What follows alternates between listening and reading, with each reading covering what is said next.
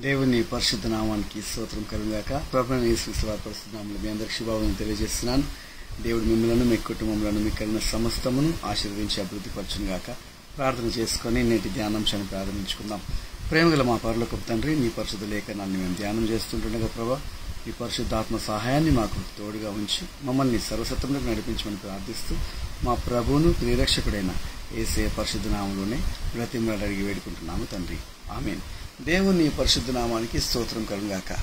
ఈ సమయంలో మార్కు సువార్త 10వ అధ్యాయాన్ని మనం ధ్యానం చేద్దాం. అందులో ఉన్న కొన్ని మాటలు మాత్రమే ఈరోజు మనం ధ్యానం చేయగలం. అయితే 10వ అధ్యాయం మొదటి నుంచి నేను చదువుతున్నాను. ఇక్కడ వాక్యం చెప్తుంది, ఆయన అక్కడి నుండి లేచి యూదయ ప్రాంతములకును యోర్దాను అద్దరికిని వచ్చెను. జనసమూహములు తిరిగి ఆయన యొద్దకు కూడి వచ్చిరి. ఆయన తన వాడుక చొప్పున వారికి మరలా బోధించుచుండెను. పరిసయ్యులు ఆయన యొద్దకు వచ్చి ఆయనను శోధించుటకై, పురుషుడు తన భార్యను విడనాడుట న్యాయమా అని ఆయనను అడిగిరి. అందుకు ఆయన, మోషే మీకేమి ఆజ్ఞాపించనని వారిని అడిగాను. వారు పరిత్యాగ పత్రిక రాయించి ఆమెను విడనాడవలనని మోషే సెలవిచ్చనని చెప్పగా, యేసు, మీ హృదయ కాఠిన్యమును బట్టి అతడి ఆజ్ఞను మీకు రాసి ఇచ్చెను. కానీ సృష్ట్యాది నుండి దేవుడు వారిని పురుషునిగాను స్త్రీనిగాను కలుగజేసెను. ఈ హేతువు చేత పురుషుడు తన తల్లిదండ్రులను విడిచిపెట్టి తన భార్యను హత్తుకొనును, వారిద్దరూ ఏక శరీరమయ్యుందురు గనుక వారిక ఇద్దరుగా నుండక ఏక శరీరముగా నుందురు. దేవుడి మాటల్ని మన ఆత్మల నిమిత్తై అభిషేకించి మనకు సహాయం దయచేయుగాక. ఆమేన్. ఇక్కడ వాక్యం మనం చూసినట్లయితే యేసుక్రీస్తు ప్రభుల వారి యొద్దకు వచ్చినప్పుడు ఇక్కడ ఏమనుందంటే, ఆయన యూదయ ప్రాంతమునకు వచ్చినప్పుడు, అనగా యూదయ ప్రాంతం అంటే మనం ఎలా అర్థం చేసుకోవాలంటే యెరూషలేముకు దగ్గరలో ఉన్న స్థలము. యూదయ ప్రాంతంలో యెరూషలేం దేవాలయం ఉంది కాబట్టి ఆ దేవాలయం చుట్టూ అక్కడ ఉండే వాళ్ళు, అక్కడ చాలా మంది యాజకులు, పరిసయ్యులు అనగా మత పెద్దలు లేకపోతే వాళ్ళ యొక్క విశ్వాసానికి సంబంధించిన నాయకులు అక్కడ ఉంటారు. కాబట్టి వాళ్ళు యేసయ్యను యోర్దాను దగ్గర పట్టుకుని ఏమంటున్నారంటే, మరి ఆయన బోధిస్తున్నప్పుడు ఆ బోధ వినడానికి వాళ్ళు రాలేదు. కానీ వాళ్ళు 2వ వచనంలో ఏమంటారంటే, పరిసయ్యులు ఆయన యొద్దకు వచ్చి, శాస్త్రులు పరిసయ్యులు వీరంతా ఎవరంటే పండితులు, దేవుని యొక్క వాక్యాన్ని, మోషే ధర్మశాస్త్రాన్ని క్షుణ్ణంగా భిన్నంగా అన్ని రకాలుగా అధ్యయనం చేసి దాంట్లోని పరమార్థాలను నేర్చుకున్న వాళ్ళు. కాబట్టి వాళ్ళకు చాలా జ్ఞానం ఉంటుంది, దేవుని వాక్యానికి సంబంధించిన పాండిత్యం వాళ్ళు కలిగినారు. కాబట్టి అందుకే వాళ్ళని పరిసయ్యులు అని అన్నారు. అయితే ఈ పరిసయ్యులు ఆయన ఎదుకు వచ్చి ఆయనను శోధించుట అనంటే ఏమంటాడో చూద్దాం. ఆయన అన్నదాన్ని బట్టి మన ధర్మశాస్త్రానుసారంగా తప్పు గనక ఏమన్నా చెప్తే మనము ఆయనను మన సన్హెద్రిన్ సభకు తీసుకువెళ్ళి ఆయనను తీర్పు తీర్చవచ్చు, ఆయనను చంపవచ్చు, మరణశిక్ష వేయవచ్చు, లేకపోతే మోషే ధర్మశాస్త్రానుసారంగా రాళ్లతో కొట్టి చంపవచ్చు, ఆయనను బహిష్కరించవచ్చు. ఇటువంటి చెడ్డ ఆలోచనలతో వాళ్ళు బోధకాడికి పోయినారు. మనం ఈ రోజులో కూడా మనం చూస్తాం, అనేక మంది మందిరాలకు వెళ్తున్నారు, మీటింగులకు వెళ్తున్నారు. అందరూ దేవుని మీద ప్రేమతో వెళ్తున్నారా అనేది పెద్ద ప్రశ్న. అందులో ఎంతో మంది అక్కరకున్న వాళ్ళు, కడుపు నొప్పి ఉన్న వాళ్ళు కడుపు నొప్పి పోతే బాగుండని మందిరానికి వస్తారు. అలాగే రకరకాల బాధలతో వస్తారు.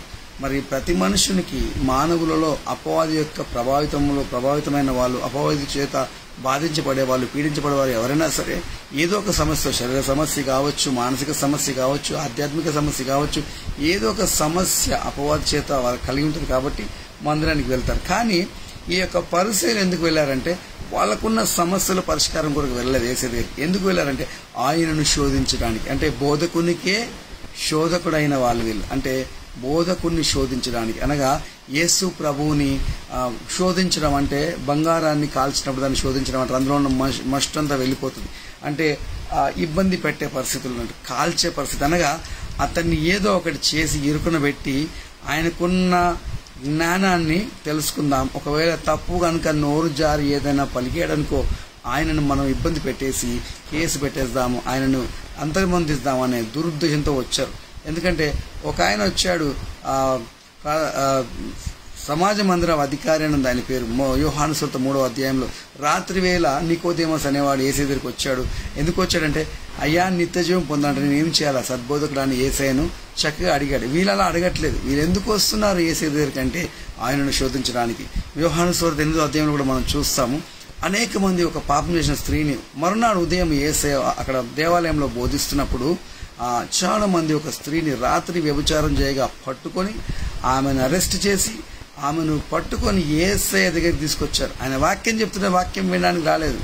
దేవాలయంలో దేవుని కుమారుడు దేవుని వాక్యాన్ని చెప్తూ అందరికి విడుదల కలుగజేసే చక్కటి సృజనాత్మకమైన శక్తి గల ప్రేమ వాక్యము, పలికే వాక్యము, కార్యసాధకమైన వాక్యము, దేవుని కార్యాన్ని అందరికీ బయలుపరిచే వాక్యాన్ని ఆయన చెప్తుంటే ఆ వాక్యం వద్దు, కానీ ఆయనలో ఏదైనా లోపం పట్టుకుందని అప్పుడు కూడా ఆ స్త్రీ వ్యభిచారం చేయడంగా మాకు దొరికింది, ఇప్పుడు రాళ్లతో కొట్టమని మోసే చెప్పాడు, నువ్వేమంటావని ఆయనను శోధించడానికి వచ్చారు. అంటే ఈ రోజుల్లో కూడా ఈ ఆనవాయితుంది. దేవుని మందిరానికి ఎందుకు వెళ్తున్నామంటే ఆ పాస్టర్లో లోపం ఉందా, పాశ్రమంలో లోపం ఉందా, లేకపోతే ఎల్డర్స్లో ఆ పెద్దలో ఏదైనా లోపం ఉందా, లేకపోతే నువ్వెంత మంచివాడివి, నువ్వెంత మంచిదానివి, వాళ్ళెంత చెడ్డోళ్ళు, ఇవన్నీ కంపారిటివ్ లైఫ్ స్టైల్ అనగా వేరే వాళ్ళతో పోల్చుకుని బ్రతికే బ్రతుకు. వాళ్ళకంటే మేము బాగున్నాం, లేకపోతే మాకంటే వాళ్ళు బాగున్నారు, ఈ ఓర్వలేని పనులు, ఒకరొకరు సరిపోల్చుకొని ఈర్ష్య, ఇవన్నీ కూడా కయీను స్వభావం, బిలాము స్వభావం. కాబట్టి ఇవి మంచివి కావు అని దేవుని యొక్క వాక్యం ద్వారా హెచ్చరించబడుతున్నాం. ఇది దేవుని యొక్క సన్నిధికి వచ్చారు. యేసే బోధిస్తున్నప్పుడు ఆ బోధకాడికి వచ్చి యేసేను శోధించే ప్రశ్నలు వేస్తున్నారు. ప్రార్థన చేయించుకోవడానికి రాలేదు, స్వస్థత కొరకు రాలేదు, విడుదల కొరకు రాలేదు, కానీ యేసయ్యని బంధించడానికి వచ్చారంటే యేసయ్య అందరికి విడుదల కలుగజేస్తుంటే వాళ్ళు యేసయ్యని బంధించడానికి వచ్చారు. ఇది ఒక రకమైన మనస్తత్వము. నేటి వరకు కూడా మన సంఘాలలో కొంతమంది ఉంటారు, ఆ అయ్యగారు ఎప్పుడు తప్పు చేస్తాడో పట్టుకుందాం, ఆ అయ్యగారు చేసే సేవలో ఏ తప్పు ఉందా లిస్టులో పెట్టి చూస్తాం అని వెనకాల మాట్లాడడం, గుడుగుటాన్ని చేయడము, నోటికి ఎంత వస్తే మాట సేవకులను అనడం. దేవుని బిడ్డ, ఒక సేవకుల్లో తప్పు కనిపిస్తే ప్రార్థించు, దేవునికి అప్పచెప్పు, దేవుడు ఆ సేవకునితో మాట్లాడాలని ఉపవాసం ఉండు. నిజంగా ఆ సేవకుని ప్రేమిస్తే ఆ సేవకుని కొరకు ప్రార్థన చెయ్యి, దేవునికి అప్పచెప్పు, ఆ సేవకునితో దేవుడు మాట్లాడతాడు. అంతేగాని ఆ సేవకుని గురించి చేసే పరిచర్యను పాడు చేయొద్దు. ఆ పరిచర్యకు వచ్చే అమాయపు ఆ గొర్రెల చెవులలో ఆ యొక్క చెడు వార్తను పెట్టి వాళ్ళ మనసులు పాడు చేసి, అది సంఘం కాదు, అందు సంఘం, ఇది లేదు, అది లేదు, ఆ సంఘం అంటే ఇట్లుంటుందా అట్లుంటుందా, ఇవన్నీ మాటలు మాట్లాడుతున్నట్టుగా అనేక మందిని మనం చూస్తాం. దేవుని బిడ్డారా, సంఘానికి వస్తే దేవుణ్ణి ఆరాధించడానికి రావాలి, లేకపోతే ఇంకా ఏదైనా దేవుని చిత్తంగానిది అక్కడ చేయడానికి వస్తే, లేకపోతే సంఘానికి రాకుండానే వచ్చేవారిని ఆపేయడం, సంఘంలో ఎవరుంటారని కొంతమంది సంఘాన్ని కంట్రోల్ చేయడానికి, సంఘాన్ని అజమాయిషం చేస్తారు. ఇక్కడ జరిగింది అదే. యేసు ప్రభుల వారిని శోధించడానికి వచ్చారు. అక్కడ మీటింగ్లో అంతమంది ఉన్నప్పుడు వాళ్ళందరూ చూస్తున్న భయం వాళ్ళకి లేదు, దేవుడు చూస్తున్న భయం లేదు. వాళ్ళ సొంత అభిప్రాయాలు, సొంత ఉద్దేశాలు యేసయ్యని రుద్దడానికి, మరి యేసయ్యని ఇబ్బంది పెట్టడానికి ట్రై చేస్తున్నారు. అయితే ఇక్కడ దేవుని వాక్యం మనం చూసినట్లయితే మరి యేసు ప్రభువును శోధించడానికి ఏమడిగారంటే, వాళ్ళు ఏమన్నారంటే, పురుషుడు తన భార్యను విడనాడట న్యాయమా అని అడుగుతున్నారు. ఒక వివాహ వ్యవస్థను వాళ్ళు ప్రశ్నిస్తున్నారు. ఈ వివాహ వ్యవస్థను స్థాపించింది దేవుడు. మనం చూద్దాం ఇంకా ఇందులో. అక్కడ ఏమంటున్నారంటే అని ఆయన అడిగిరి. అందుకు ఆయన ఏమంటున్నాడు, ఎక్కడి నుంచి వచ్చింది ఈ వివాహ వ్యవస్థ, మీకు దీని గురించిన సూచనలు ఎవరిచ్చారు, ఎవరు దీని గురించి ప్రస్తావించారు, మీకు సూచనప్రాయంగా వీటిని వెంబడించమని ఎవరు మీతో చెప్పారు అని అడిగాడు. ఏమంటున్నాడు, మోషే మీకేమి ఆజ్ఞాపించాడు, మీరు బాగా నమ్ముతున్నారు కదా, మీ యొక్క ఇశ్రాయేలీల ఆ యొక్క ధర్మశాస్త్ర గ్రంథంలో 613 ఆజ్ఞల్లో అవి ఎవరిచ్చారు మీకు అన్నట్టుగా యేసయ్య, ఈ మోషే మీకు అందులో ఏమి రాశాడు వివాహం విషయంలో అని ప్రశ్న వేశాడు. దేవుని పరిశుద్ధ నామమునకు స్తోత్రం కలుగుగాక. అప్పుడు వాళ్ళు ఏమంటున్నారంటే 4వ వచనంలో, వారు పరిత్యాగ పత్రిక రాయించి ఆమెను విడనాడవలనని మోషే సెలవిచ్చునని చెప్పగా ఏం చెప్తున్నాడు, ఒకవేళ ఆ పరిస్థితి వస్తే ఆ యొక్క వివాహములో మరి ఎవరైనా విడనాడాలనే ఉద్దేశం ఉంటే ఒక పరిత్యాగ పత్రిక అనగా ఆ ఇంటి పెద్దలను పిలిపించి ఎలాగా వివాహంలో ఒక స్త్రీని ఒక కన్యకను ఒక పురుషుణ్ణి జతపరచడానికి ఎలా ఇరు పక్షాల పెద్దలు కూర్చొని దాన్ని ఉద్దేశించి నిర్దేశించి దాన్ని సిద్ధం చేసి ఒక పత్రిక రాసుకొని వివాహంలోకి వారిని ప్రవేశింపజేస్తారు, ఎలాగ చేశారో అలాగే మరి దాన్ని సభాపరంగా మరి పరిత్యాగ పత్రిక, దానికి సాక్షులు ఉంటారు కాబట్టి ఆ సంతకాలు పెట్టి దాన్ని అధికారికంగా ఆ వివాహాన్ని రద్దు చేయాలి, లేకపోతే ఆ యొక్క పరిత్యాగం అనేది జరగాల, విడనాడడం అనేది జరగాల అని యేసయ్య మోషే రాసిన విషయం యేసయ్యకి వాళ్ళు చెప్తున్నారు. అయితే ఇక్కడ 5వ వచనంలో యేసయ్య అంటున్నాడు, యేసు మీ హృదయ కాఠిన్యమును బట్టి, అంటే ధర్మశాస్త్రం వచ్చేసరికి ఆ యొక్క కొండ మీద మోషే ఇశ్రాయేలుకు ఆజ్ఞ రాసేటప్పటికి వాళ్ళు ఐగుప్తు నుంచి విడిపించబడ్డారు, ఆ యొక్క ఎడారి గుండా నడిపించబడుతున్నారు. దేవుడు ప్రతిరోజు మన్నా ఇస్తున్నాడు, దేవుడు భోజనం చేస్తున్నారు, దేవుడు బండ నుంచి ప్రతిరోజు నీళ్ళు ఇస్తున్నాడు, దేవుడి పానీయం జీవజలాలు తాగుతున్నారు. అయినా కానీ వారు మోషేని ఇబ్బంది పెడుతున్నారు. ఎందుకంటే ఆ ధర్మశాస్త్రం వచ్చేసరికి యేసయ్య అంటున్నాడు, వాళ్ళ హృదయాలు కఠినంగా ఉన్నాయంట. మీ హృదయ కాఠిన్యాన్ని బట్టి అతడి ఆజ్ఞను మీకు రాసి ఇచ్చాను. ఇది మోషే రాసిచ్చాడంట. మీరు ఒకవేళ ప్రత్యేక పత్రిక రాసిస్తే విడనాడవచ్చు అనే మాట అక్కడ రాశాడనమాట. దానికి మరి సామాజికంగా చాలా సవాళ్ళు ఉంటాయి. అందుకే మోషే ప్రత్యేక పత్రిక రాశాడు. ఒక స్త్రీ ఒక వ్యక్తిని పురుషుని వివాహం చేసుకున్న తర్వాత ఆ అధికారిక పరిత్యాగ పత్రిక లేకపోతే ఆ స్త్రీతో వేరే వాళ్ళు జాగ్రత్తం చేసే అవకాశం ఉంది. కాబట్టి ఆ స్త్రీ అవివాహిత అనేది తెలవాలంటే ఒక పరిత్యాగ పత్రికనే అది ఉండాలని ఒక సామాజిక పరమైన ఒక అంశాన్ని మోషే వారిని తెచ్చాడు. అది వాళ్ళ హృదయ కాఠిన్యాన్ని బట్టి. కానీ దేవుని చిత్తములో మోషే యొక్క ఉద్దేశములో విడనాడటం అనేది లేదు. బాగా గమనించండి, క్రైస్తవులు మరి ముఖ్యంగా దేవుని వాక్యాన్ని చేతబట్టుకున్న మనము ఈ ఆలోచన చేయకూడదు. విడనాడడం అనేది తప్పు. చాలా మంది మరి పురుషులు కావచ్చు, స్త్రీలు కావచ్చు, ఆ వాక్యము నాకైనా నీకైనా ఒకటే వాక్యము. ఎందుకంటే దేవుని యొక్క వాక్యానికి లోబడాల. దేవుని యొక్క నిఘంటువులో, డిక్షనరీలో విడనాడటం అనేది లేదు. మనుషుల దగ్గర నుంచి వచ్చింది, సాతాన్ దగ్గర నుంచి వచ్చింది, అది అపవాది యొక్క ఆలోచన అని మనం గమనించాలి. ఇక్కడ వాక్యం మనం చూసినట్లయితే మరి మోషే అలా మీకు ఎందుకు ఇచ్చాడు, మీరు హృదయం కఠినమై ఉన్నారు అది కాబట్టి ఆ మాట ఇచ్చాడు అని చెప్తున్నారు. సరే, ఇంకా ముందు చూద్దాం ఏమంటాడు. 6వ వచనంలో, సృష్ట్యాది నుండి దేవుడు వారిని పురుషునిగాను స్త్రీనిగాను కలుగజేసెను. మొదటి నుంచి దేవుడు ఎలా చేశాడు వారిద్దరిని, ఒక స్త్రీని పురుషుణ్ణి వేరువేరు శరీరాలుగా చేశాడు. మొదట ఆదామును చేశాడు. ఆదాము ప్రకటెముక నుంచి హవ్వను తీసుకొని వచ్చాడు.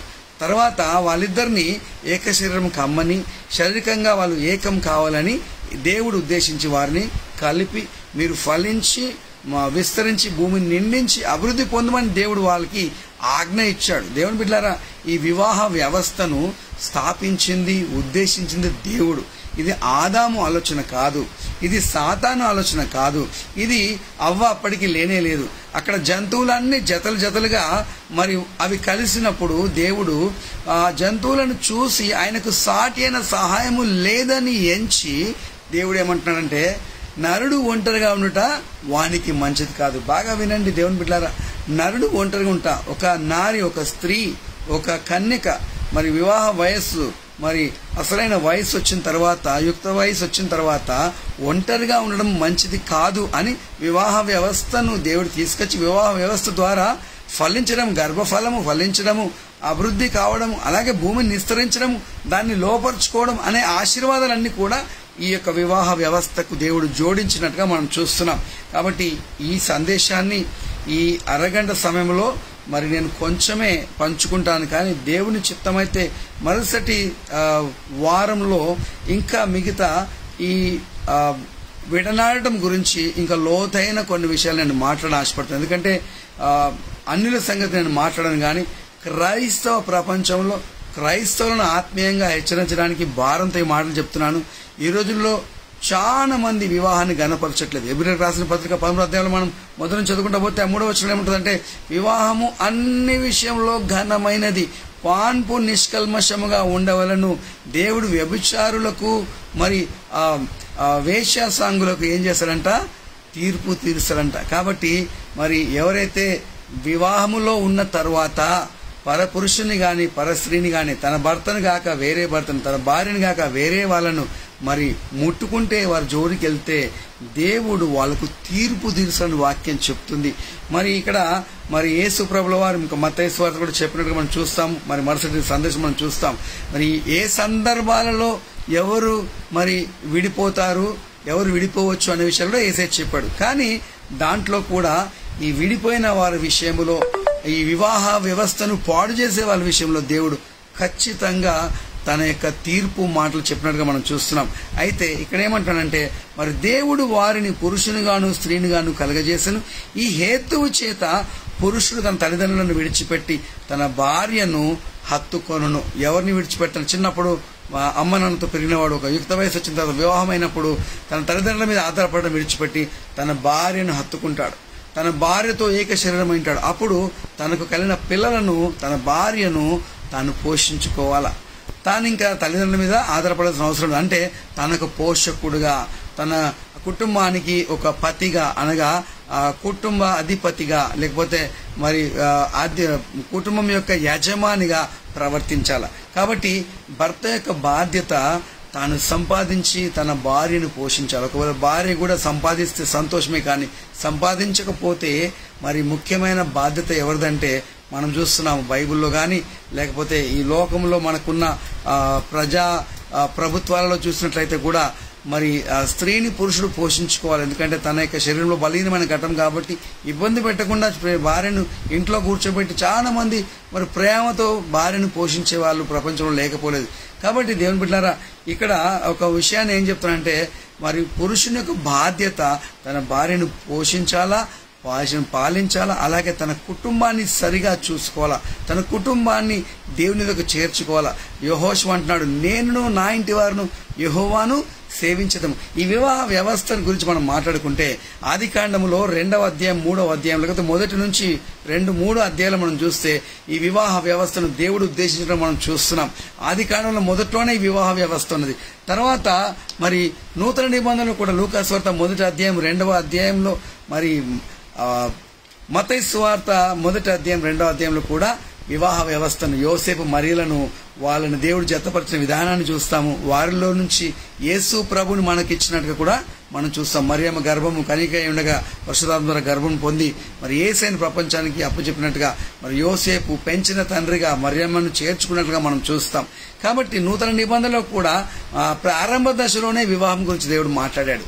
కాబట్టి అపోస్తుల కార్యంలో కూడా మనం చూస్తే 5వ అధ్యాయంలో ఆది సంఘంలో ఉజ్జీవం రాగానే, 3వ అధ్యాయంలో 2వ అధ్యాయం నుంచి 3వ అధ్యాయంలోకి వెళ్ళగానే ఉజ్జీవం రాగానే మొదటి 2 అధ్యాయాల్లో అపోస్తులకు ఉజ్జీవం వచ్చింది, 3వ అధ్యాయంలో యెరూషలేములో ఉన్న వారికి ఉజ్జీవం వచ్చింది. తర్వాత 4వ అధ్యాయంలో అది ముందు కొనసాగుతా ఉంది. ఆ సన్నిధిని సభను ఎదిరించి వాళ్ళు సాక్ష్యం చెప్పారు. 5వ అధ్యాయానికి వచ్చేసరికి సంఘం ఏర్పడింది, పెద్ద సంఘం అయింది. ఆ సంఘములో అననీయ సఫీరా అని 2 దంపతులు వివాహములో అబద్ధాలు ఆడుతున్నారు, పరిశుద్ధాత్మను మోసం చేయడానికి అబద్ధాలు ఆడుతున్నారు. కాబట్టి వారు సంఘం నుంచి గెంటివేయబడ్డారు. కాబట్టి ప్రతి చోట అది అపోస్తుల కార్యం కావచ్చు, అది సువార్తల భాగం కావచ్చు, అది పాత నిబంధన కావచ్చు, మరియు సువార్తల్లో యోహాను సువార్త 2వ అధ్యాయంలో మనం చూస్తాం, యేసును తన శిష్యులను కానా అనే ఊరిలో ఒక వివాహం యొక్క విందుకు ఆహ్వానించబడని రాసింది. కాబట్టి యేసు ప్రభు చేసిన మొట్టమొదటి అద్భుతం కూడా ఆయన వివాహంలోనే చేశాడు. కాబట్టి దేవుడు వివాహాన్ని గణపరుస్తున్నాడు. హెబ్రీ 13 మరి మొదటి 3 వచనాలు చూస్తే వివాహం అన్ని విషయంలో ఘనమైంది.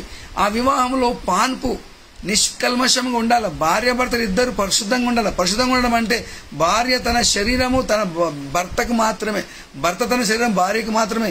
ఈ విషయంలో ఎక్కడో మనం తప్పు చేయడానికి వీలు లేదు. ఈ తప్పు ఎవరైనా చేస్తే దేవుని సన్నిధిలో పశ్చాత్తాపడి ఆయన కాళ్ళు పట్టుకొని బతిమలాడితే ఆయన కరుణిస్తాడు అని ఆయనను వేడుకోవడమే కానీ ఇంకా లేకపోతే భయంకరమైన దేవుని తీర్పు వాళ్ళ మీదకి వస్తుంది. అది నాకైనా, అది ఇంకెవరికైనా, ఎవరికైనా దేవుని యొక్క మార్గము, దేవుని యొక్క ఆదేశాలు మారవు. దేవుని బిడ్డారా, ఇదెంతో భయంకరమైన మరి విషయాన్ని మరి యేసు ప్రభువు వారి దగ్గరికి వాళ్ళు తెచ్చినప్పుడు ఆయన ఈ మాట చెప్తున్నారు. సృష్టి ఆది నుంచి ఇలాగ లేదు. దేవుడు విడిపోవడం అనే దాని గురించి మాట్లాడలేదు. ఎందుకు విడిపోతారు మనుషులు అంటే, ఆ వివాహం అయినప్పుడు ఆ యొక్క స్త్రీ వైపు, ఆ పురుషుని వైపు బంధువులు సమస్యలు సృష్టిస్తారు.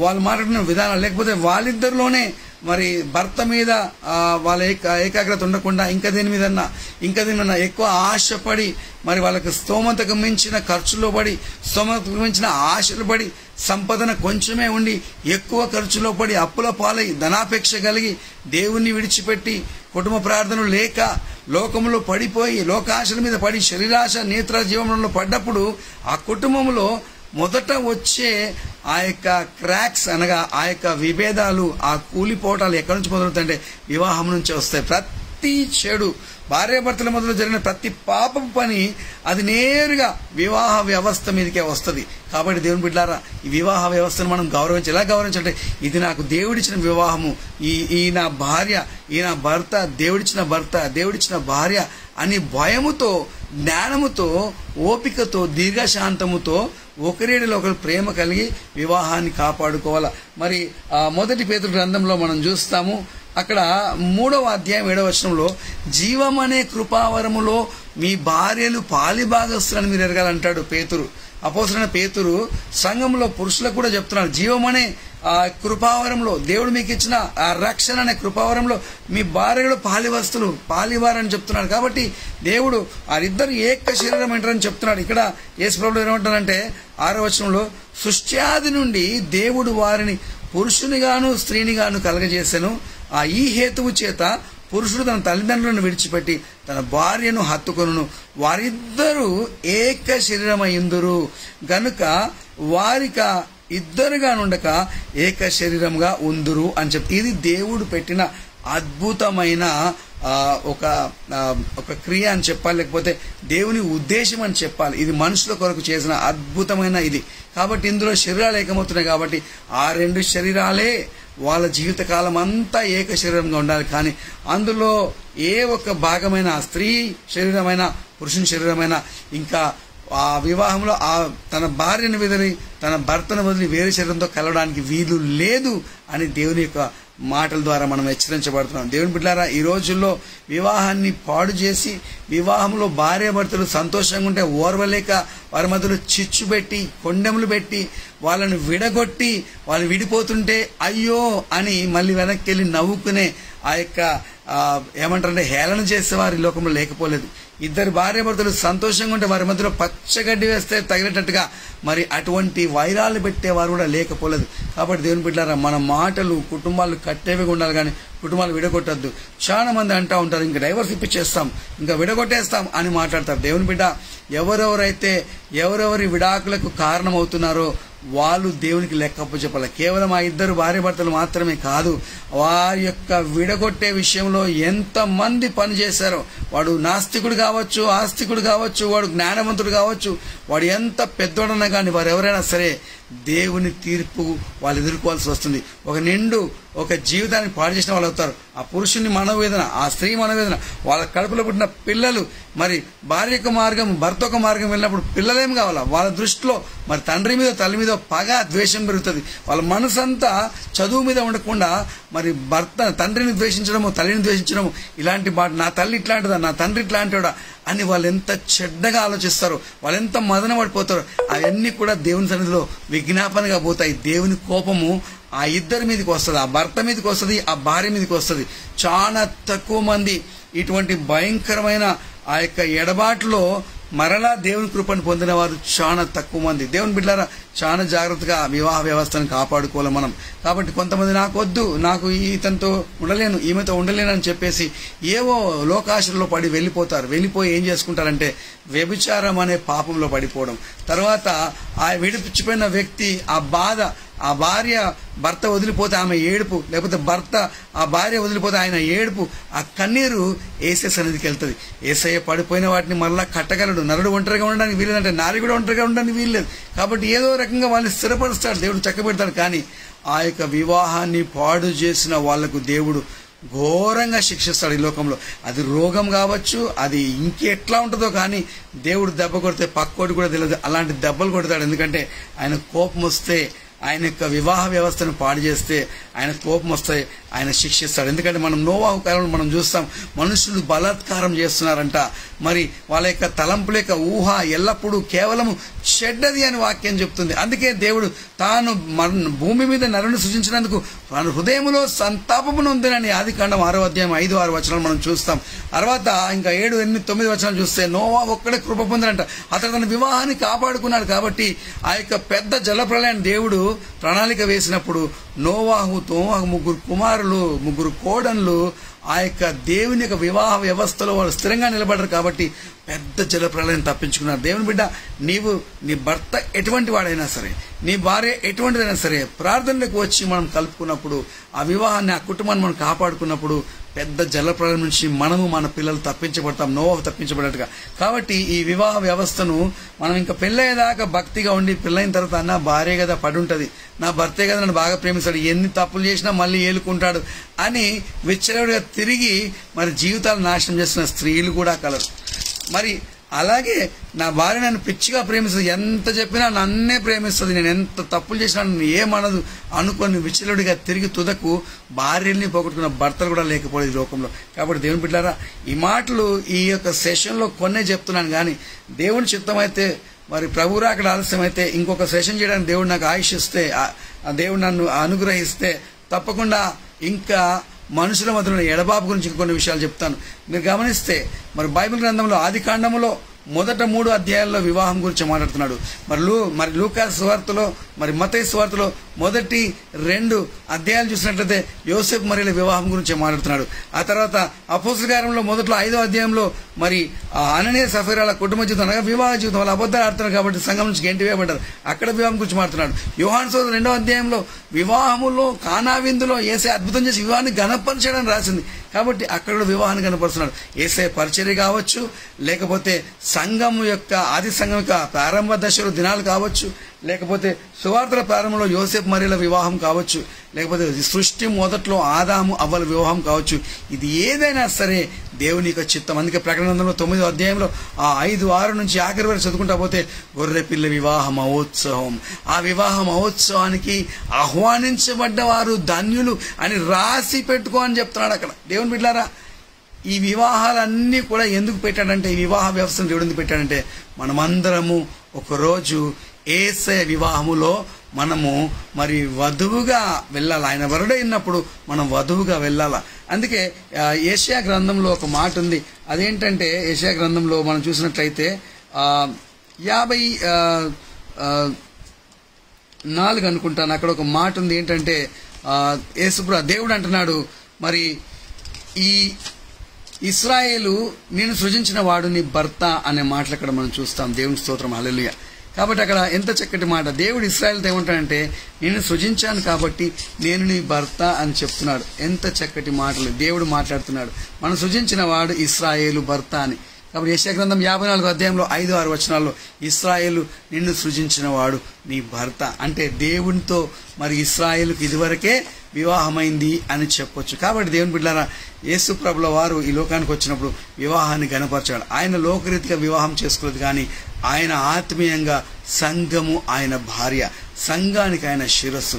కుటుంబ వ్యవస్థలో ఎప్పుడు సమస్యలు వస్తాయంటే, పిల్లలు తల్లిదండ్రులకు లోబడాలి, పిల్లలు తల్లి కలిసి తండ్రికి లోబడాలి, ఇంటి యజమానికి లోబడాలి, పిల్లలు తల్లిదండ్రులు అందరు కలిసి యెహోషువలాగా దేవునికి లోబడాలి. ఎలా లోబడతామంటే, దేవుడు పెట్టిన నాయకత్వానికి నమ్మకంగా ఉండాలి, సంఘ ఆరాధనలకు క్రమంగా ఉండాలి, సంఘానికి కట్టుబడి ఉండాలి. కాబట్టి చాలా మంది సంఘానికి వెళ్తే పాస్టర్ గారు డబ్బులు ఇస్తారని, పాస్టర్ గారు జీతం ఎక్కువ ఉంది మాకెందుకు ఇయ్యడు అని ఇలాంటి చాలా మాట్లాడుతుంటారు. పాస్టర్ గారు ఉద్యోగం చేస్తున్నారు, ఉద్యోగం చేసేవాడికి సేవ ఎందుకు, సేవ చేసుకునేవాడు ఉద్యోగం ఎందుకు చేయాలా, చాలా మాట్లాడతారు, బోలని మాట్లాడతారు. దేవుని బిడ్డారా, పరిశుద్ధాత్మ దేవుడు ఎవరికి పిలిపిస్తే వాళ్ళు సేవ చేస్తారు. పైనుంచి ఇస్తే ఇవ్వబడితేనే కానీ ఎవరు సేవ చేయలేరు. కాబట్టి సంఘానికి వెళ్ళి వాళ్ళు పరిసయ్యులు ప్రశ్నించినట్లుగా, యేసయ్యను శోధించినట్లుగా ప్రశ్నించడం కాదు, సంఘ కాపర్ల వెనకాల ముచ్చట పెట్టడం కాదు. నేను యథార్థంగా చెప్తున్నాను ఈ మాటలు. అది నాకైనా మన వినే వాళ్ళకి ఎవరికైనా ఒకటే మాట ఏంటంటే, మనము దేవుని సన్నిధికి ఎందుకు వెళ్తామంటే, ఆ యొక్క సుంకరి ప్రార్థించినట్టు, అయ్యా పాపిని నన్ను కరుణించు, నన్ను సరిచేయని, మన నీతిని సరి చేసుకోవడానికి, మన జీవితాన్ని సరి చేసుకోవడం. మనం ఇలా ప్రసంగి గ్రంథం మరి 5వ అధ్యాయంలో మొదటి నుంచి మనం చదువుతాం. నీవు దేవుని మందిరమునకు వెళ్ళినప్పుడు నీ ప్రవర్తన జాగ్రత్త. నీ సేవకుల ఎడల మరి మోషేకు వ్యతిరేకంగా మిర్యాము అహరోన్లు సనిగారు, గునిగారు. కూషు దేశస్త్రాలను పెళ్లి చేసుకున్నాడని చెప్పేసి ఆయన మీద గుణుస్తున్నారు, సనుగుతున్నారు. ఆ సమయంలో యెహోవా వారి మాటలు విని, సంఖ్యాకాండం 12వ అధ్యాయం చిన్న అధ్యాయం, కానీ అక్కడ ఆ అధ్యాయం ముగింపులో మిర్యాముకు కుష్టి వచ్చింది. ఎందుకన్నాడు తెలుసా దేవుడు మోషే గురించి? నా సేవకుడైన మోషే భూమి అందంతటా మిక్కిలి సాత్వికుడు. ఆయన ఐగుప్తు దేశంలో ఒక పెద్ద ఇంజనీర్. ఆయన కాబోయే మహారాజుగా ఉన్నాడు, క్రౌన్ ప్రిన్స్గా ఉన్నాడు. ఆయన దేశం అంతా ఆయన ముందు తల వంచుతుంది. అలాంటి పాలకుడు ఆయన. ఎన్నో పట్టణాలు కట్టాడు. చక్కటి తెలివి, సకల విద్యలో ప్రవీణుడైన వాడు, ఎంతో చదువుకున్నాడు. ఆయనను మరి అటువంటి నాయకత్వం ఉన్న మోషే ఇశ్రాయేల్ దగ్గరికి వచ్చాడు. వచ్చి తగ్గించుకొని చక్కటి పరిచయం చేశాడు. అయినా కానీ ఆ మోషే గారి మీదకి రాళ్ళు తీశారు. దేవుని బిడ్డలారా గమనించాలి, మనము దేవుని సేవకుల గురించి వ్యతిరేకంగా మాట్లాడద్దు. ఆయన గురించి సొంత సహోదరి, నా తమ్ముడు కాదా అనుకుంది, కానీ దేవుని దృష్టిలో అభిషేకం ఎవరికి ఎక్కువ ఉంటే వాళ్ళకి గౌరవం ఉంటుంది. కాబట్టి అహరోను మిర్యాములు ఎంతగా మాట్లాడారంటే ఆయన గురించి మాట్లాడితే దేవుడు దిగి వచ్చాడు. వెంటనే యెహోవా వారి మాటలు విని, నా సేవకుడైన మోషే భూమి అందంతటా మిక్కిలి సాత్వికుడు, నా ఇల్లంతట్లో నమ్మకమైన వాడు. మీలో ప్రవక్త నెడలా నేను వారితో గూఢ భావాలతో దర్శనమిచ్చి మాట్లాడతా, కళలో మాట్లాడతా, కానీ నా సేవకుడైన మోషే అటువంటి వాడు కాదు. అతనితో నేను ముఖాముఖిగా అతను నా సన్నిధిని నిదానించి చూచును అని చెప్తూ మోషే గురించి మాట్లాడి, మీరు నా సేవకునికి వ్యతిరేకంగా మాట్లాడడానికి ఎందుకు భయపడదు అంటున్నాడు. ఎందుకలా దేవుడు గద్దించాడు? డైరెక్ట్గా వాళ్ళని నేరుగా శపించవచ్చు కదా, శిక్ష వేయచ్చు కదా. లేదు, గద్దించి ఎందుకు తప్పు వచ్చిందో, ఎందుకు కష్టం వచ్చిందో వాళ్ళు తెలుసుకోవాలని. మరి మిర్యాముకు కుష్ఠరోగం రాగానే ఆమె పాలెం బయటికి వెళ్ళిపోయి ఆమె ఏడవడం మొదలుపెట్టింది. ఇక్కడ అహరోను, అయ్యో మేము పాపం చేసి అయ్యా అని ప్రార్థన చేస్తున్నాడు. మేము పాపం చేశామని ప్రధాన యాజకుడు ఏడుస్తున్నాడు. ప్రధాన యాజకుడి కంటే ఇంకా గొప్పవాడు అక్కడ మోషే ఉన్నాడు. ఎందుకంటే ఆయన ప్రార్థన చేసి దేవా అని ప్రార్థించినప్పుడు దేవుడు అహరోన్ని బాగు చేశాడు, అహరోన్ని క్షమించాడు. కాబట్టి దేవుని బిడ్డలారా, దేవుని సేవకుల గురించి మాట్లాడద్దు. కొన్నిసార్లు తెలియక నేను సేవ మొదలుపెట్టిన కొత్తలో తెలవక కొంతమంది సేవకుల గురించి టీవీలో చూసినప్పుడు ఆయన అలాంటోడు ఇలాంటోడు అనేవాడిని నేను తెలియక. కానీ వాళ్ళ గురించి నేను చాలాసార్లు ప్రార్థన చేశాను. దేవుడు నాతో మాట్లాడాడు. వాళ్ళెంతో చక్కటి పరిచయం చేస్తున్నారు, మనుషులతో దూషించబడుతున్నారు. ఆ దూషణ తెలవక నేను కూడా 4 మాట్లాడినా. దేవుని నన్ను క్షమించి ప్రభా అని ఆ సేవకుల గురించి గొప్పగా మాట్లాడడం మొదలుపెట్టాను. ఆ సేవలో ఉన్న గొప్పతనాన్ని మాట్లాడడం మొదలుపెట్టాను. దేవుని బిడ్డ, నేను దీవించబడతాను. ఆ విషయంలో నేను దీవించబడ్డాను. నీవు ఇంకా ఈ యొక్క పరిస్థితిని మార్చుకోకపోతే ఒకరోజు వస్తుంది దేవుడు మనుషులు మాట్లాడిన ప్రతి వ్యర్థపు మాటకు లెక్కాడుతుంటాడు. కాబట్టి సేవకుల గురించి దూషించడం వద్దు. ఇక్కడ జరిగేదంటే యేసయ్యను ప్రశ్నించడానికి వచ్చారు, యేసయ్యను శోధించడానికి వచ్చారు. చక్కటి మాట చెప్పాడు. సృష్టి నుంచి ఇలాగ లేదు. దేవుడు వారిని శ్రేణిగాను పురుషులను సృజించాడు, వారు ఏక శరీరమై ఉంటారు. కాబట్టి ఇది ఉంది. కాబట్టి పురుషుడు తన తండ్రిని విడిచిపెట్టి తన భార్యను చూసాడు. ఎందుకంటే ఆ స్త్రీ బలహీనమైన ఘట్టము తన తల్లిదండ్రులను విడిచిపెట్టేసి ఒక పురుషుని నమ్ముకొని వివాహంలోకి వచ్చింది. కాబట్టి ఆ స్త్రీకి దిక్కెవరంటే పురుషుడే. కాబట్టి తానే సంరక్షించాలా, తానే పోషించాలా, తన ఆస్తిలో భాగం ఇవ్వాలా. తనకున్న ఆరోగ్యములో, అనారోగ్యంలో, ఆస్తిపాస్తుల్లో, చరస్థిరాస్తులలో అన్నిట్లో మరి పాలిభాగస్తురాలుగా ఆయన ఆమెను చేసుకున్నాడు. కాబట్టి అన్ని విషయాలు ఆ స్త్రీని గౌరవించాలా, ఘనపరచాలా. కాబట్టి స్త్రీలు భర్తను గౌరవించాలా, భర్తకు భయపడాలా. 1 పేతురు 3వ అధ్యాయంలో చెప్పిన రీతిగా, ఆ మొదటి 7-8 వచనాలు చెప్పిన రీతిగా స్త్రీలు మరి బయటకు కనిపించే అలంకారం కాకుండా మరి దీనమైన మనసుతో, సాత్విక మనసుతో సారాను పోలి అబ్రహామును సారా ఎలాగా ప్రభువాని పిలిచిందో అలాంటి మనస్తత్వంతో మరి ఉన్నప్పుడు ఆ సారాయికి మీరు పిల్లలవుతారని స్త్రీలను హెచ్చరిస్తున్నాడు ఆది సంఘంలో పేతురు గారు. కాబట్టి ఆ దీనత్వం కావాలా. కుటుంబము కాపాడబడుతుంది. ఏ కుటుంబం అయితే కలిసి ప్రార్థన చేస్తుందో ఆ కుటుంబము కలిసి పరిచయం చేస్తుంది, దేవునికి సాక్ష్యంగా ఉంటుంది. కాబట్టి మరి వివాహం అనేది విడగొట్టడానికి కాదు, వివాహం అనేది కలిసి దేవుణ్ణి ఆరాధించడానికి. ఒక ఇద్దరు జీవితాలు ఒకటైపోవాలన్న విషయాన్ని దేవుడు గుర్తు చేస్తున్నాడు. మరి ఈ వాక్యం ఏంటంటే ప్రతి కుటుంబంలో వివాహ వ్యవస్థ పటిష్టమై భార్యాభర్తలు ప్రేమ కలిగి వాళ్ళందరూ ఈ పడిపోయే ఇతర కుటుంబాలను రక్షించేవారిగా, వారిని ఆదరించేవారిగా, వారి కొరకు ప్రార్థించి బలపరిచేవారిగా అందరినీ మార్చి మనందరి కుటుంబాలను దేవుడు దీవించి ఆశీర్వదించును గాక. ఆమెన్. చిన్న ప్రార్థన చేస్తున్నాం. ప్రేమగల మా పరలోకపు తండ్రి, మార్కు సువార్తలో 10వ అధ్యాయంలో మొదటి 8 మాటలు మేము మాట్లాడుకోవడానికి కృపనిచ్చావు, నీకు స్తోత్రములు. ఇందులో అయా ఆంతర్యాన్ని గ్రహించటకు మీ కృప మాకు తోడుగుంచి మమ్మల్ని దీవించండి, బలపరచండి. ఈ వాక్యం వింటున్న ప్రతి కుటుంబాన్ని దీవించండి, ఐక్యపరచండి. ప్రతి డైవర్స్ స్పిరిట్ ని నేను క్యాన్సిల్ చేస్తున్నా ప్రభా. విడిపోయే ఆత్మని నేను గర్దిస్తున్నా. వాళ్ళ జీవితం నుంచి బయటికి వెళ్ళి పొమ్మని ఆజ్ఞాపిస్తున్నాను. నీ బిడ్డలందరినీ ఆశీర్వదించండి ప్రభు. ప్రతి కుటుంబాన్ని జతపరిచి ఐక్యపరిచి అయ్యా వారిని యోసేపు మరియల్లాగా ప్రపంచానికి రక్షణ కలగజేసే యేసుని చూపించినట్టుగా ప్రభా ఈ కుటుంబాలన్నింటి ప్రభా ఇతరులకు రక్షణ కలగజేసే మంచి క్రైస్తవ కుటుంబాలుగా తీర్చిదిద్దమని ప్రార్థిస్తూ ఈ యొక్క మాటలను దీవించమని ప్రార్థిస్తూ మా ప్రభువును ప్రేరేషకుడైన యేసే పరిశుద్ధ ఉండి బ్రతిమాడి వేడుకుంటున్నాము తండ్రి. Amen, amen, amen. దేవుడు మనందరిని దీవించి ఆశీర్వదించను గాక. God bless you all.